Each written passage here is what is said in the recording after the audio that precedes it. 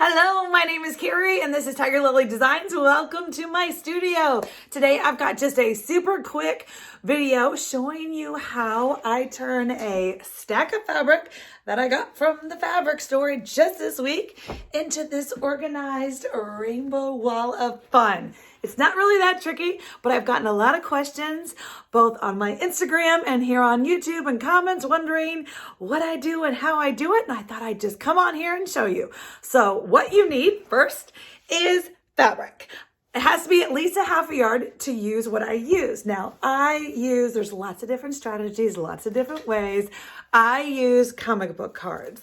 These are heavy duty, not yet cardboard because it's kind of thick, between cardstock and cardboard, but the weight is perfect. The sizes are perfect. I will link the exact ones I get on Amazon down in the description box. Super affordable.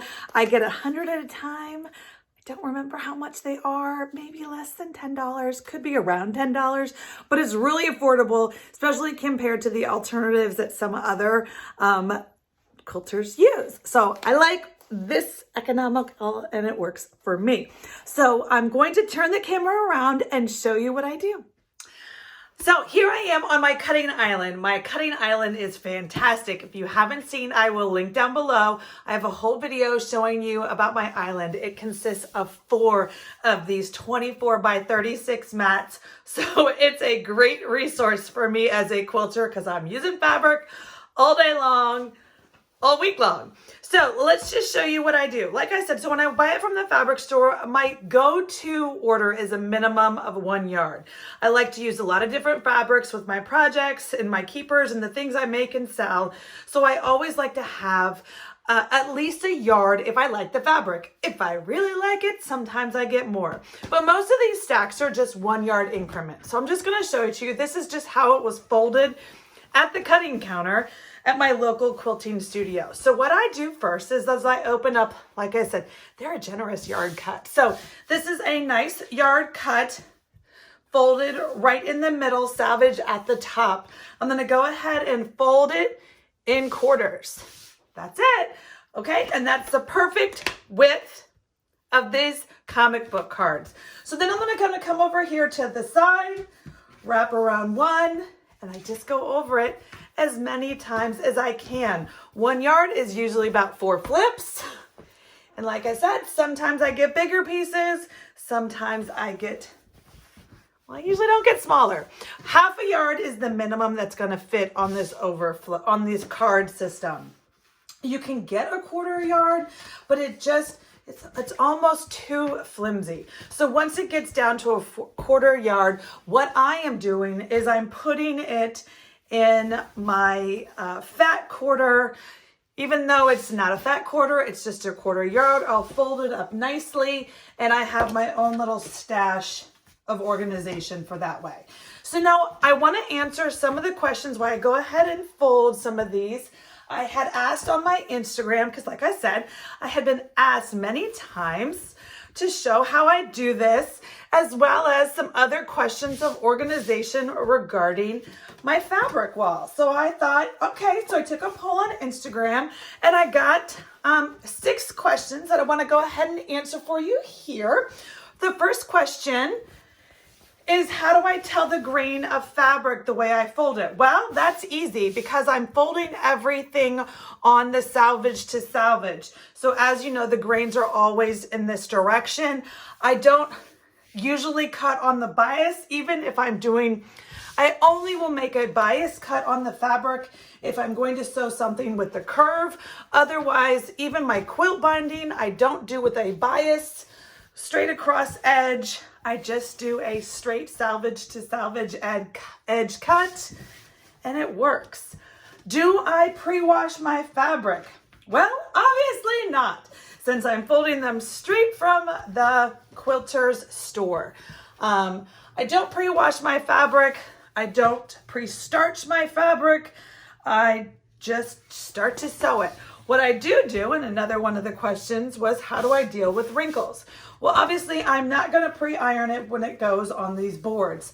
When I take it off, depending on what it's gonna be used for, depending on whether I'm gonna make a lot of cuts or just you know, if I'm going to cut a whole bunch of 2.5-inch strips, or if I'm going to make specific cuts for a quilt project, it all just depends on the cuts that are going to be made. And at that point, I'm going to open up this piece and figure out if I need to take it over to my ironing board to cut. And so that is how I deal with wrinkles. I have a great iron that I love that I can also show you and link down below. It's an investment, but as a quilter and someone who, you know, you get what you pay for type of thing. So I do love my iron. Let me flip you around and answer the rest of the questions. All right, so I hope the little watching me fold 10 yards of fabric maybe helped you figure out if the system's going to work for you. But I do want to answer a couple of the other last minute questions that I had received just regarding my fabric wall and the storage. Now, my fabric wall is made up of 3 of the Billy Ikea bookcases. One of them has the doors in front down below to hide behind the curtain, a little bit of a mess. The other 2 are just straight bookcases. Yes, this is a functioning sewing machine. It's my 1951 Atlas pink sewing machine. It does work, but I don't use it very often. I'm a jukey girl, and so this one, though it works and I love it and it's a workhorse, it's just pretty on my thing. So how I organize my fabric is a couple different ways. It's kind of a combination. I received a couple different questions regarding organization, and the answer is yes, all of those. Do I organize by color? Do I organize by season? Do I organize by designer? Do I organize by pattern? Yes, yes, yes. Okay, so the first section you can see is I organize by color. These are just going to be solid. I call them like quilting basics. They're all different brands, Art Gallery, Riley Blake, Moda. I do all of it. I love them all. And so I organize my basics in color rainbow order. Sometimes, as you can see, I'm running a little low on some colors. Oh my goodness, need some more yellow. So I'll go to the store and just add 1 cut yards and stash up my rainbow. So these 2 are my rainbow shelves of my basics. And then I'm going to come over here. Whoop! This, although you can't see the whole thing, this is my Tula and Allison glass collection. It's 90% Tula and just a little bit of Allison glass. I've used that a lot. I've got a Dresden quilt in the works for Allison.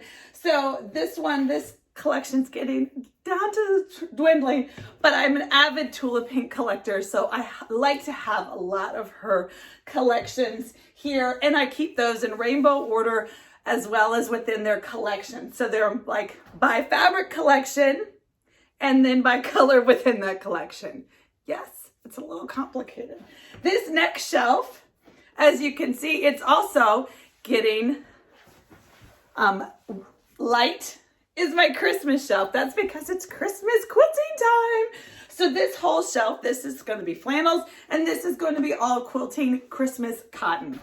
Over here, I've got, this is where it gets a little mishy-mashy. I've got solid, so all the stripes and all the coordinated bundles that I buy that are not bundles, like fat quarter bundles obviously are here. And then I'll buy coordinated collection. So like right here, you can see, and also this one right here, these are all part, oh, are you even on the screen? These are all part of a fabric collection, as well as going over here. So depending on what kind of project I'm going to do, whether it's a quilt or a project keeper or a project bag, you know, the ones up here are all just like fabrics I loved. They kind of don't go with anything else. They're certainly not a quilting basic, but I love them, so they go up here, as well as down here are some vintage goodies, and then down below is more randomness. So 98% of my fabric is quilting cotton.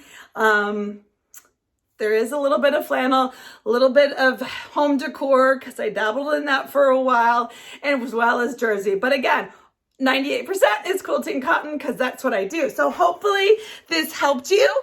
And like I said, I have linked the cardboard boards that I use below. Ikea Billy bookcases work great for your storage.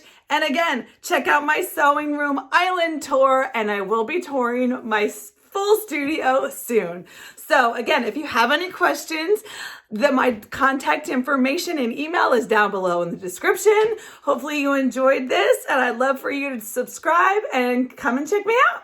I'll see you next time, friends. Happy sewing.